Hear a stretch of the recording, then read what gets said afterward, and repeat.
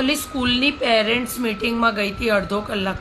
મારે તો જ્યાં ત્યાં બાજવાનું જ થાય. બોલ, અલી લાખ રૂપિયા ફી ભરીએ ને તોય આપણે પેરેન્ટ્સ મીટિંગમાં જઈએ ને તો આપણા છોકરાઓને ખાંચા કાઢે. લે અલી મુઈ કંઈક ફ્રેન્ચ લેંગ્વેજ આવી છે ને તો લુચ્ચી કે છે ને 5,000 રૂપિયા ફી વધારે ને કમ્પલસરી છે. એટલે મેં કીધું ઘોડીની પહેલાં તું આખો કક્કો બોલ, તને આવડે છે કે નહીં? અમારા છોકરાને ફ્રેન્ચ લેંગ્વેજ નથી શીખવાડવી, તું પહેલાં ગુજરાતીનો કક્કો બોલ. અલી શિક્ષણના નામે ધંધો બનાવી દીધો છે. બોલ, ખરેખર સ્કૂલમાં એડમિશન લઈએ એટલે કે હવે ડ્રેસ અહીંથી લેવાનો, વોટર બેગ અહીંથી લેવાની, ને એને ચોપડા અહીંથી લેવાના, બૂટ અહીંથી લેવાના. તો તમે પછી તો પણ ઢાલગરવાડમાં તમે દુકાન નાખીને બેહો, સ્કૂલો નાખીને હું લેવા બેઠા છો? મેં તને કીધું મેં 5,000 રૂપિયા તાર ફી એક્સ્ટ્રા જોઈતી હોય ને તો તું મને લેખિતમાં લખીને હાલ કે મારો છોકરો IAS ને IPS લેવલનું ભણશે ને એવું શિક્ષણ તું આલીશ.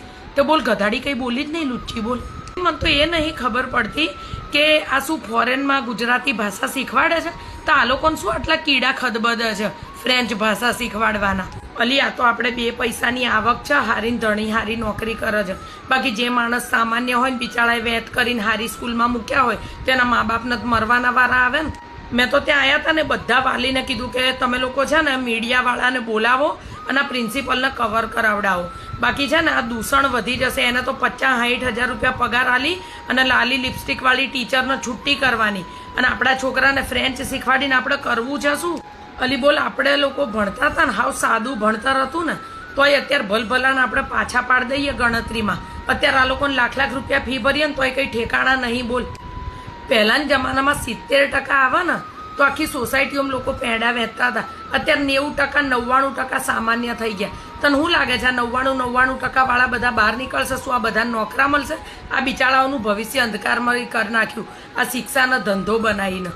અને અલી પ્રિન્સિપલનો તો તેવર જોવા તો લુચ્ચી કે છે જો ફ્રેન્ચ ના શીખવાડવી હોય ને તો કે છે અહીંથી કે તમે LC લઈ લો. આના બાપાને હવે હું આના વાળ ઝાલીને મારે, હવે હું આને ધીબેડીશ. મેં કીધું સૌથી પહેલાં જ મને એ નથી ખબર પડતી કે તારી સ્કૂલ જો નંબર 1 છે તો બધા છોકરાઓને ટ્યુશનો લૂમ લેવા રખાવા પડે છે તો તું ભણાવત શું? તારી શિક્ષકો હું ભણાવત લાખ રૂપિયા લઈને? મેં કીધું એને લાખ નહીં, તું 2 લાખ રૂપિયા ફી લે, પણ તું મને રાઇટિંગમાં હાલ કે મારા છોકરાને ટ્યુશન રખાવવું નહીં પડે અને મારો છોકરો IAS IPSની તૈયારી કરીને એ લેવલનું પાસ થશે. કોઈ જવાબ નહીં. એનું ડાચું જ બંધ થઈ ગયું ને, કેમ કે એને પોતાને ખબર છે કે એની સ્કૂલમાં હું ધંધા ચાલે છે, શિક્ષકો ભણાવતા નથી, ઘરે ટ્યુશનો હોતા ફરે છે. મેં તો વિડીયો ઉતાર્યો છે પ્રિન્સિપલનો, તું જો આ સોશિયલ મીડિયાની મદદથી હું એને જે પથ્થર ફાડું.